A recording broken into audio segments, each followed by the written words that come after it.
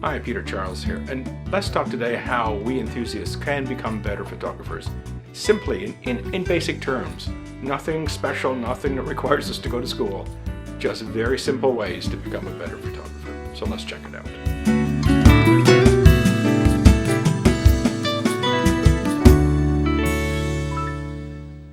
I think to start off, what we should be aiming for, our goal as a photographer, should be to become a more confident photographer.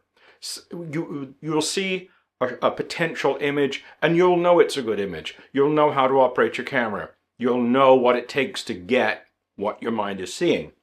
And when we talk about confidence, I have a book here by Anne Mark on Vivian Maya. And one of the things that Anne talks about is the fact that Vivian was a very confident photographer. She often only took one shot of a scene and she knew she nailed it. I mean, with our modern digital cameras, we're going, all over the place.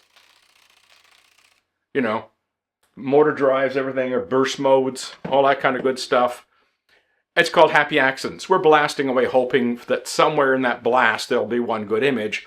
But the problem is if you can't recognize that one good image and take one shot, then when you get to doing your editing and your photo selection, what's the odds of you finding a good one? I mean, you're suffering the same problem. You can't see it through the viewfinder, you're not going to see it on the computer screen. So when we're talking about gaining confidence, it's that ability to know that that is a good picture, know what you need to do to take the shot, and know what you need to do when you get it back home and you put it in your editing software. You've got a complete vision of what you're doing, and it's because it's rooted in your confidence. So let's see what it takes to build confidence.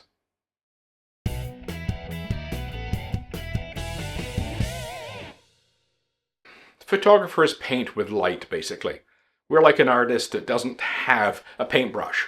We're using the light that's out there. And if we don't have an understanding of light in its simple terms, you don't have to be an optical engineer, but you need to have some basic idea of what's going on. And there are basically a few things that we have to grasp. One is the idea of the way our eyes lie to us, in a sense, because when we're trying to see light to take a picture, what the camera sees and what our eyes see are two different things in terms of the light. So you have problems with color balance and color temperature. The light could be a little green or pink if it's under fluorescent light. It can be a little red if it's dusk or dawn. It can be a little blue if you're in shadow. But your eyes are adjusting for that. And so you don't actually see what the color of the light is. Also, there's a dynamic range problem. Now, this woman, I took a photo of her in a coffee shop. The lighting was very contrasty. My eyes dealt with it just fine, but the camera couldn't. So I worked to get that shot where I'm only really exposing for the highlights on her face and her hair, and that's it. And that is part of the issue of understanding how our cameras use light to render an image, and it's called dynamic range. We have to have some idea about that. Another thing is where we get into how the light falls on the subject. Just one example in portraiture, there's a technique called Rembrandt lighting, where you get an inverted triangle under the eye on the shadow side of the face. It's a very classic, and it comes from the 17th century Dutch painter Rembrandt. And he used to do a lot of his subject that way on, using simple one-directional lighting. We have to have the ability to see that. Be able to see raccoon eyes on an overhead light. Whatever the case may be, we have to practice our eye to see that, or else we'll never get a good shot. So you could practice even when you don't have a camera.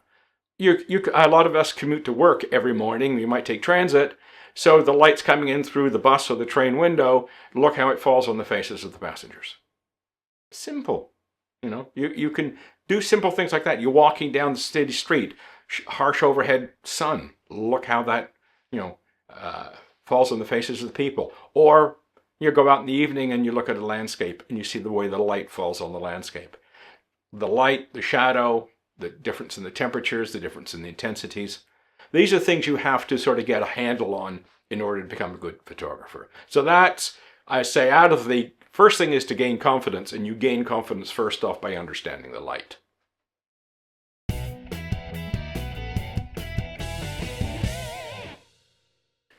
The next step in becoming a good photographer is to have some idea about composition. Again, you don't have to be an expert. You don't have to know the geometry. You don't have to know the math. It's not necessary. One of the simplest things we can do to get started in understanding better composition is to turn on, if our camera has the capability, turn on the rule of thirds grid in the viewfinder or on the back screen, whatever the case may be. These cameras have the ability to actually put the grid lines for rule of thirds.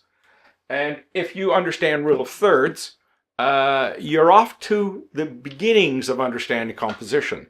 Now, I know some people criticize rule of thirds as being overused. It doesn't matter when you're starting out. Use it. Turn that grid on in your viewfinder. But there's more to composition than just rule of thirds. You've got leading lines, diagonals, spirals, curves. Again, start training your eye to see these things. When you're out having a walk with your dog, look for these things in, what's around you. In very boring view of a suburban neighborhood, you'll see these things there. So train your eye to see them. And it's very, very important to get some compositional knowledge, because without it, there's a tendency to do what exactly I'm doing right now with this video, is sticking my face right in the middle of the viewfinder, the frame, I should say.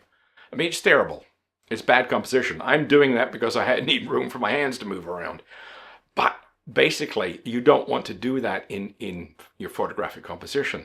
So you have to know how to set up a portrait, how you should frame a portrait properly, how you should frame a landscape. All these different things, you have some idea how to put them together, how to use leading lines, how to use diagonals, how to use spirals, how to use curves. All these different things will make you a better photographer if you have a basic knowledge of them. Again, it's basic knowledge. It's nothing that anybody can't learn. Everybody out there with a camera can learn to do this.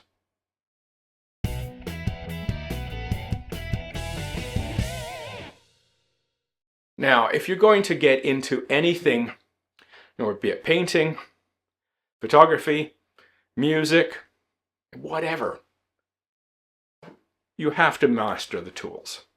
Whether it's the editing software on our computers or it's our cameras, you have to have a basic understanding of how this thing works and basic understanding of how to get the best out of it.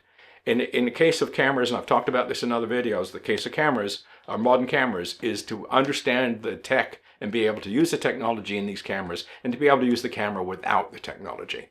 For example, the video camera that's operating right now, taking this video, is on autofocus ID tech, but the rest of it is on manual, including the mic. Everything else on manual.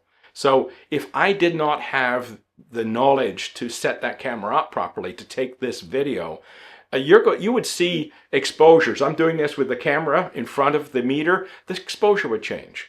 If I turn my head or move, I might have the auto white balance change. So knowing how to control your camera to get the best results is part of the process. And also knowing how to use your editing software. Again, you don't have to know the whole thing, but you have to know what's necessary for you to get the job done. And you have to be in control or in command of that. So you have to have a basic knowledge of your tools. You don't have to be an expert, but you do need some basic information about the tools.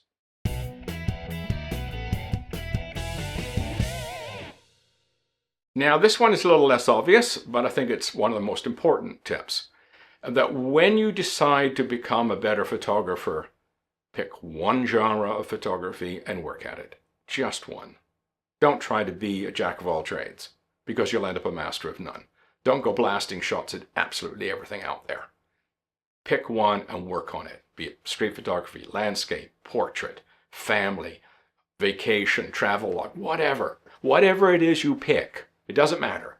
It's the idea to work at it, to learn the intricacies of that particular genre. What does it take to be a good portrait photographer? What does it take to be a good landscape photographer? Learn those things and learn to do it reasonably well. Now you're building your confidence. The more you take better shots of a landscape, for example, the better your landscapes come, the more you build your confidence. So again, like whether it's the tools, the light, whatever it is, the more you know, the more you can command it and control it, the more your confidence builds, and then you end up producing better shots, and you'll enjoy photography a lot more. But just like a musician, as a beginner musician, they can't start by learning 10 instruments. They'll pick one. So if you want to learn guitar, you don't start by learning guitar and violin and trumpet and piano and drums. No, you just learn guitar.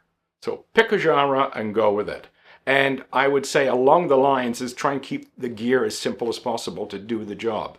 Don't buy gear to solve that problem. Learn how to do it is the way you solve the problem.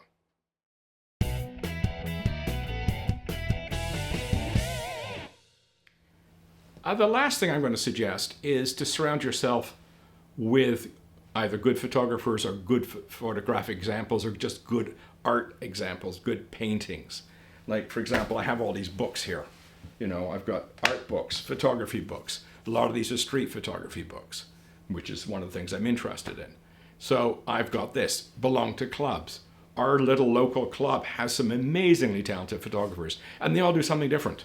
So we have one photographer that is really into like the graphic design component of photos. So they do all sorts of wonderful things.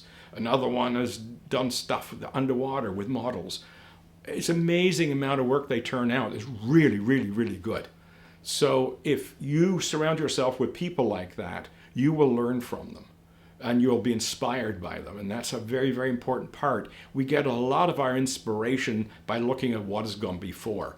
Don't feel the need that you have to reinvent the wheel every time you pick up a camera.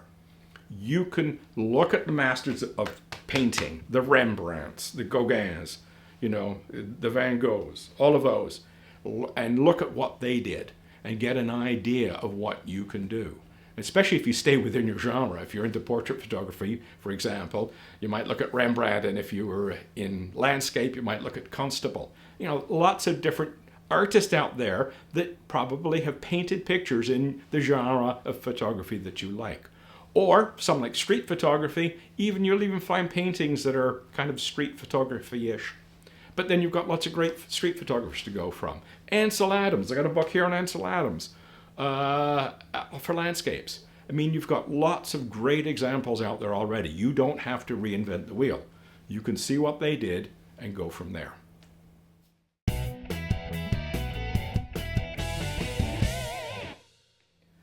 Okay, you can see what we got to do is build our confidence. And once we build our confidence, everything else falls together. And how we built our confidence is understanding light. So when we take a picture, we get something that we expect, not a surprise. We need to master our tools, whether it's a camera or the editing software, because if we don't master our tools, we're going to have problems. And if you're having problems mastering your tools, yeah, you know, use a phone, whatever, you know. You have to start with some mastery of the instruments you use. Okay. The thing is also we have to have some idea about composition. You just can't blast away and hope that one of them will end up properly composed. You take your time to learn composition, and as I say, turn on the aids in the camera. If you've got grid lines, turn the grid lines on.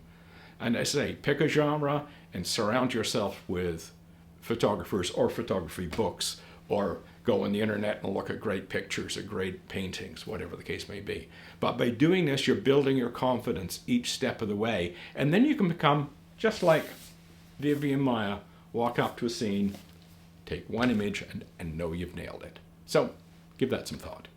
Cheers.